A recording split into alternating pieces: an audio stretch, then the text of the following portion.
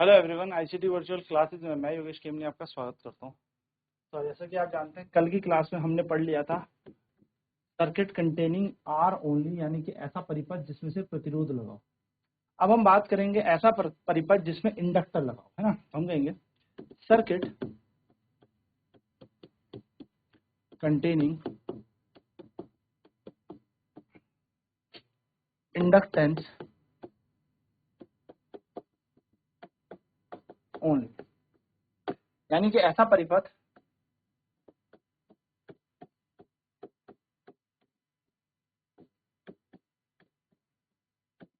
जिसमें केवल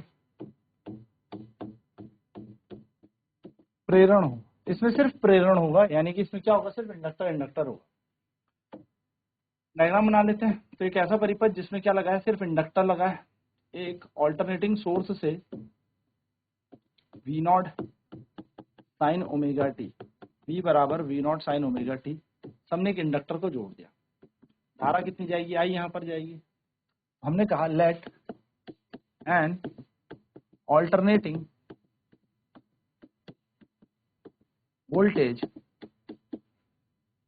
V equal to V naught sine omega t is connected across a pure inductor। क्या कह रहा है, माना एक प्रत्यावर्ती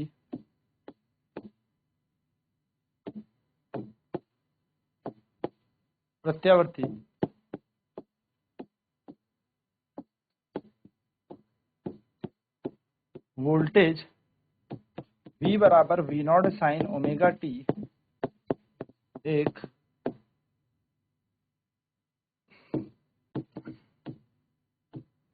शुद्ध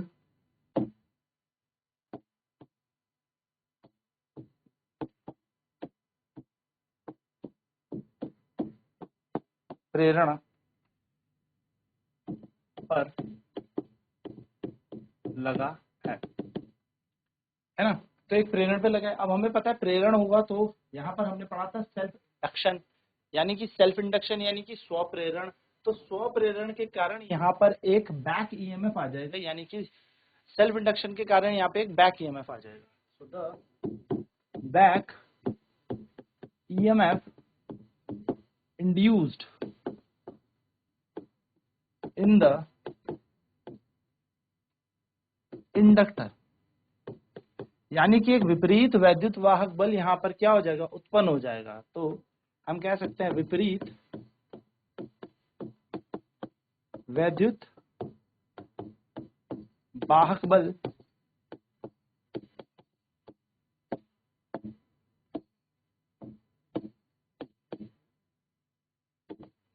जो प्रेरण पर प्रेरित होगा, तो वह ईएमएफ यानी कि वो दिया जाता है -L डेल्टा आई अपॉन डेल्टा टी द्वारा।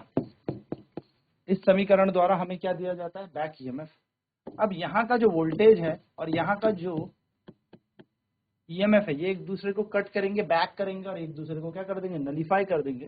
यानी कि हम लिखेंगे V बराबर, क्योंकि ये माइनस में था ना, या हम कह सकते हैं इसका मान रखते हैं, V का मान है V naught sine omega T, E की जगह प्लस माइनस का L D by D T बराबर 0। देखो प्लस की जगह प्लस रहा, लेकिन ईएमएफ तो माइनस होता है, तो बन जाएगा V naught sine omega T बराबर, या मैं कहूँ plus minus plus, plus minus minus होता है L D by D T बराबर 0। जिसको हम सॉल्व करेंगे तो V naught sine omega T बराबर बन जाएगा L D upon D T.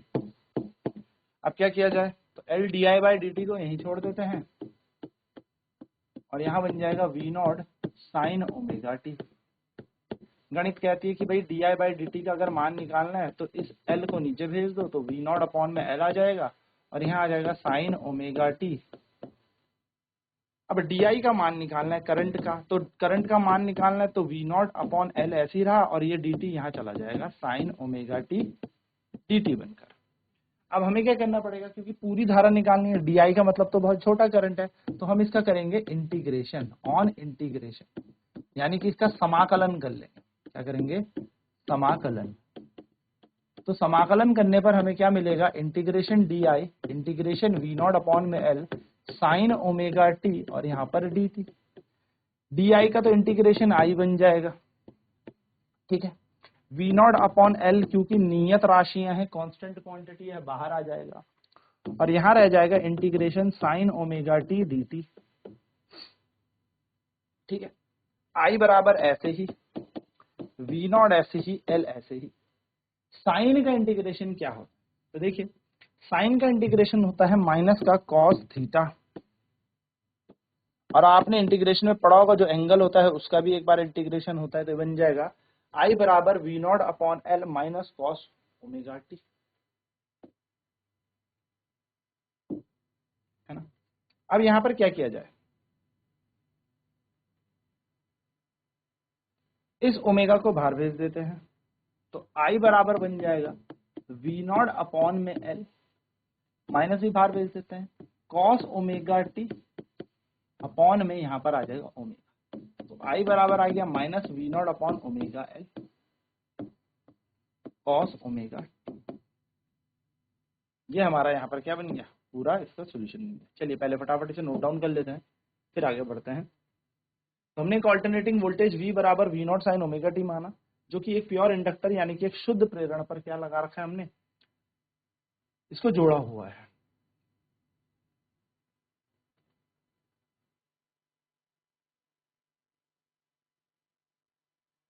तो हमने यहाँ पर देखा जो बैक ईएमएफ इंड्यूस होता है इंडक्टर में, यानी कि विपरीत वैद्युत वाहक बल जो होता है वो होता है E बराबर minus L D I by D T. तो इस केस में हमने क्या किया, दोनों का वोल्टेज यानी कि जो वोल्टेज हमने लगाया और जो ईएमएफ हमने मतलब इसके अंदर बैक ईएमएफ आया, उन दोनों का योग 0 होगा। According law of conservation of energy आप कह सकते हैं। तो we naught sine omega T plus minus L D I by D T equals to 0, plus minus minus होता है तो we naught sine omega T minus L D I by D T 0, तो we naught sine omega T बराबर L D I by D T बन जाएगा। यहाँ से इसको सॉल्व किया जाए तो L D I by D t equal to v naught sine omega t, d I by D t ऐसी रहेगा, एल आ जाएगा नीचे तो we naught upon L sine omega t, तो डी आई का मान बन जाएगा वी नॉट अपॉन में L sine omega t d t. Integration कर देंगे तो डी आई का integration v naught upon L sine omega t d t का इंटीग्रेशन, तो डी आई का बन जाएगा आई वी नॉट अपॉन एल बाहर चला जाएगा और integration sign omega t d T बन जाएगा। आई अपनी जगह पे इक्वल टू अपनी जगह पे वी नॉट अपॉन एल अपनी जगह पे साइन ओमेगा टी dt का इंटीग्रेशन करेंगे तो साइन का बनता है माइनस कॉस ओमेगा टी, और इस पूरे ओमेगा टी का होगा तो ओमेगा नीचे आ जाएगा, जिसको हम सॉल्व करेंगे तो आई बराबर क्या बन जाएगा, v minus v naught upon L cos omega t upon में ओमेगा। तो यहाँ पर ओमेगा एल बाहर ले लिया, माइनस का बाहर ले लिया, माइनस जनरली बाहर इसलिए लिया है ताकि कंफ्यूजन ना हो। अब आपको एक पॉइंट याद रखना है कि यहाँ पर हमारे पास cos ओमेगा टी है ना, cos ओमेगा टी को हमें साइन में बदलना पड़ेगा। क्यों बदलना पड़ेगा, क्योंकि हमारे पास जो जनरल इक्वेशन वोल्टेज की है वो है v naught sine omega t, और हमें साइन को ही साइन से कंपेयर कर पाएंगे। तो हमें पहले तो क्या करना पड़ेगा, इस धारा को, या फिर मैं कह सकता हूँ इस धारा के जो मान है इसमें कॉस है, इसको उसको साइन में परिवर्तित करना पड़ेगा। तो साइन में परिवर्तित करने के लिए हमें पता है sine 90 minus theta, sine 90 minus theta क्या होता है, कॉस थीटा होता है। ये बात याद रखिएगा, sine 90 minus theta cos theta होता है। यानी कि कॉस थीटा को अगर हम लिखना चाहें तो साइन की फॉर्म में लिख सकते हैं 90 माइनस थीटा करके। तो आई ऐसे ही रहेगा माइनस का v naught upon L as it is, और कॉस ओमेगा टी का क्या बन जाएगा, साइन 90 माइनस थीटा। तो साइन 90 माइनस ओमेगा टी क्या होता है, कॉस ओमेगा टी होता है। जैसे साइन 90 माइनस थीटा के साथ हम लिखते हैं कॉस थीटा, तो साइन 90 माइनस ओमेगा टी बन जाएगा हमारा ये, ठीक है। इसको थोड़ा सा हटा देते हैं। तो देन हमारे पास यहाँ पे आप इक्वेशन देखेंगे तो आई बराबर माइनस का वी नॉट अपॉन में एल, और यहाँ पर बन जाएगा sine 90 minus theta, cos theta की जगह हमने लिख दिया। तो साइन में इस माइनस को अंदर भेजें, इस माइनस को अंदर भेजें तो साइन अपनी ही जगह पे रहेगा, ओमेगा यहाँ पर है ही। जैसे ही साइन अंदर गया तो माइनस का 90 ओमेगा टी प्लस का, तो ओमेगा टी माइनस 90 डिग्री हो जाएगा। 90 डिग्री को हम पाई बाय 2 लिखते हैं, तो आप यहाँ पर 90 लिख दीजिए या पाई बाय 2 लिख लीजिए।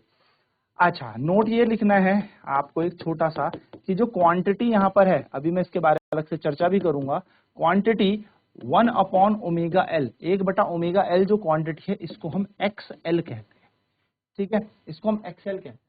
तो हम यहाँ पर लिखेंगे आई बराबर we naught upon XL sine omega T minus pi by 2, और वी नॉट अपॉन एक्सएल जो है वो क्या बन जाएगा, आई नॉट बन जाएगा। क्या बन जाएगा, आई नॉट। आई नॉट मतलब क्यों, क्योंकि वोल्टेज के नीचे जब भी कोई चीज आती है वो प्रतिरोध का काम कर रही है, तो यहाँ पे धारा की रुकावट एक्सएल कर रहा है, तो ये आई नॉट बन जाएगा, और यहाँ आ जाएगा sign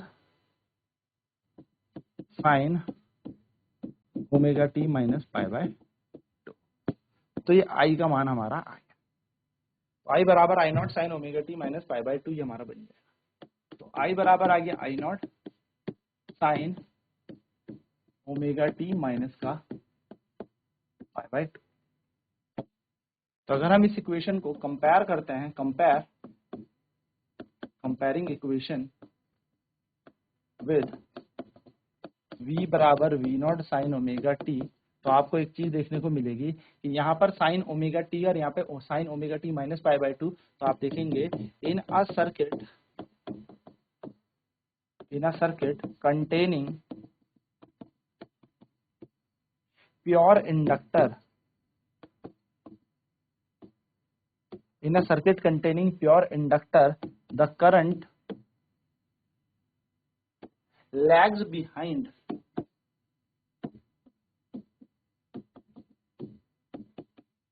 the voltage by pi by 2, या हम कह सकते हैं the current leads the voltage by not current voltage, the voltage leads the current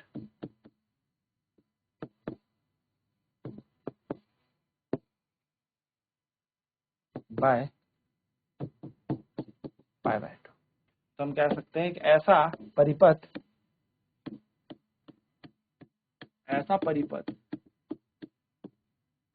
जिस पर या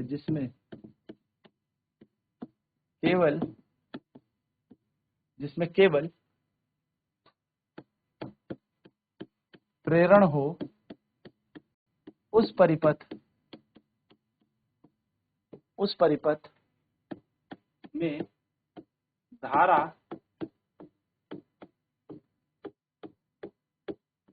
वोल्टेज से पाई बाय 2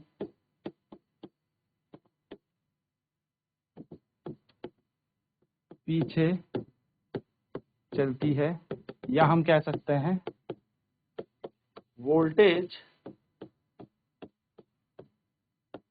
धारा से पाई बाय 2 आगे चलेगा। ये बात याद रखिएगा, इसमें वोल्टेज आगे चल रहा है 90 डिग्री, या धारा पीछे चल रही है 90 डिग्री। कौन सा परिपथ है, ये परिपथ है ऐसा परिपथ जिसमें सिर्फ और सिर्फ क्या लगा है, प्रेरण लगा हुआ। चलिए नोट करेंगे फटाफट।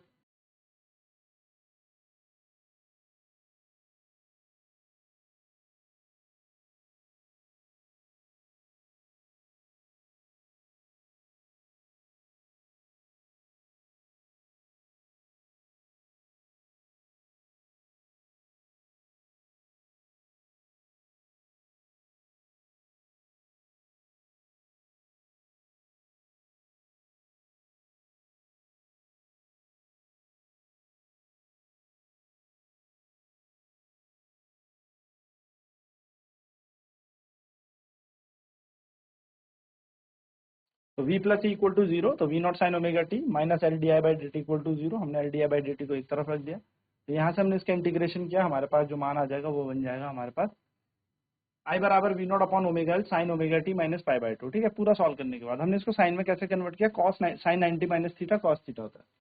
तो आई बराबर आ गया I naught sine omega T minus pi by 2। तो यहाँ से पता लग गया धारा जो है पाई बाय 2 पीछे चल रही है। तो हम कहेंगे ऐसा परिपथ जिसमें सिर्फ और सिर्फ क्या लगा हो, सिर्फ और सिर्फ इंडक्टर लगा हो, इसमें क्या होता है, करंट पीछे चलता है 90 से। अच्छा, आपने यहाँ पर एक चीज नोट की होगी, आपने एक छोटी सी चीज यहाँ पे नोट की कि हमने एक्सएल लिखा था जिसको हमने 1 अपॉन ओमेगा एल लिखा। तो आप यहाँ पर नोट करें, नोट है ये कि किसे कहते हैं हम, inductive reactance. Inductive reactance, inductive reactance जिसको हम कह सकते हैं प्रेरित या प्रेरित प्रतिघात।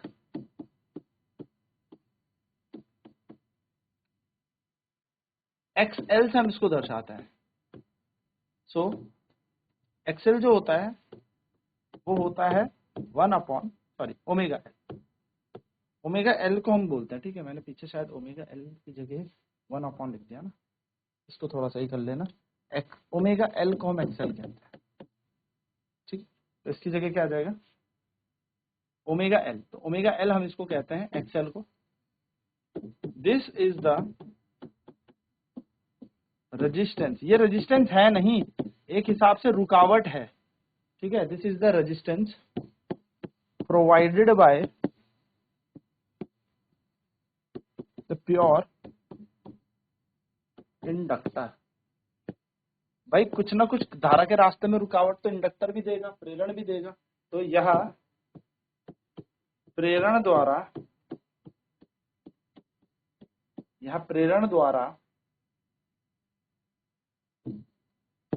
धारा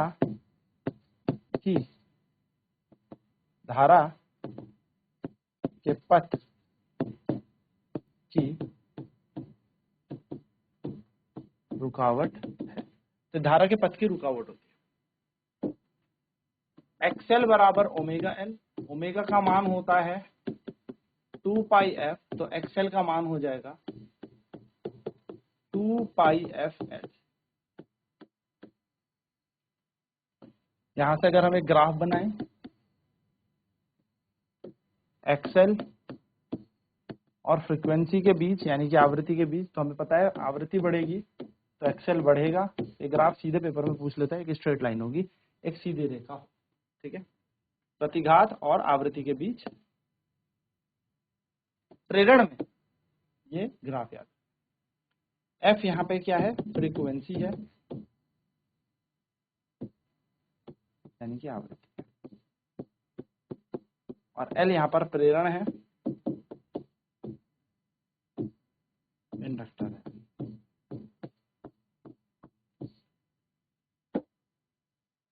और एक चीज हमें याद आती है, XL is equal to 2 pi F, ये XL होता है, ठीक है। The SI unit of inductive reactance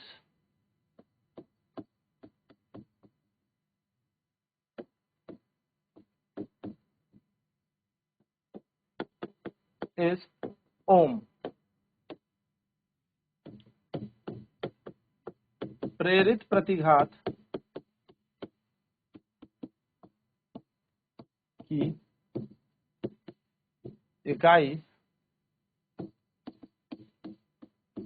ओम होती है, तो इसकी इकाई ओम है, ठीक है।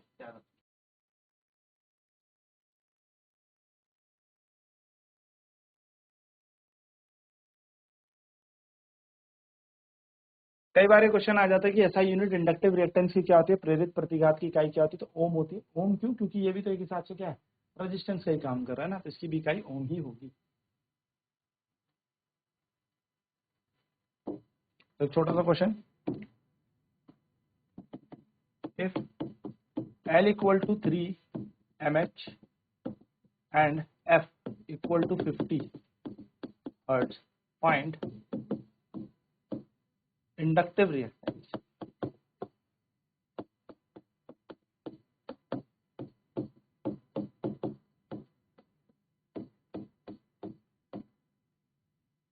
यदि L का मान इतना है तो प्रेरित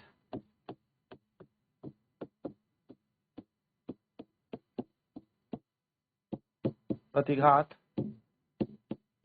ज्ञात कीजिए। प्रेरित प्रतिघात जो होगा वो होता है XL बराबर ओमेगा एल, ओमेगा का मान होता है 2 पाई एफ एल, तो 2 की जगह 2, पाई की जगह लगा दे 3.14, एफ का मान 50 दे ही रखा है, एल का मान है 3 मिली हेनरी, यानी कि 3 गुना 10 की घात -3 हेनरी, यानी कि यहाँ पर आएगा 3 गुना 10 की घात -3। सॉल्व करेंगे तो ये बन जाएगा 2 इंटू 3.14 इंटू 50 इंटू 3 इंटू 10⁻³ तो 50 दूनी 100, 100 जब इससे मल्टीप्लाई होगा तो ये बन जाएगा